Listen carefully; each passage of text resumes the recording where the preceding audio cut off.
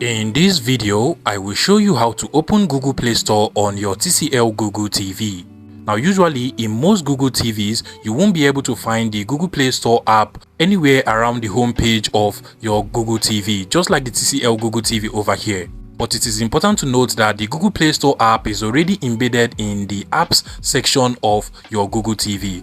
So basically, if you come over to the app section of my TCL Google TV over here and then just scroll down to this search icon over here, I can go ahead and search for any app I want to download from the Google Play Store into my TCL Google TV. Take for instance the VLC Media Player app. This search bar will automatically search through the Google Play Store and give you results for VLC Media Player app. However, if you want to be able to open up the actual Google Play Store app so you can see all of the apps on the Google Play Store and download them directly from the Google Play Store, one way to actually find and open up the Google Play Store is to come over to this search icon over here, go ahead and click on it, and then just go ahead and search for Google Play Store over here, and this will automatically open up the Google Play Store app for you on your TCL Google TV. Another way to actually do this from the home of your TCL Google TV, you just want to come over to the settings icon at the top right corner of the TV. Go ahead and click on the settings icon. Then you just want to scroll down to where you have apps, click on apps, and then click on see all apps.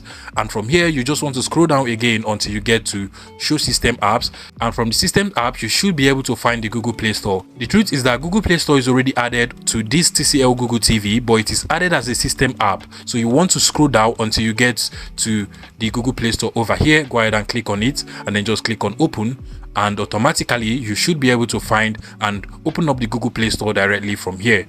If you find this video useful, please make sure you smash the like button and subscribe to this YouTube channel for more interesting tech tips like this one.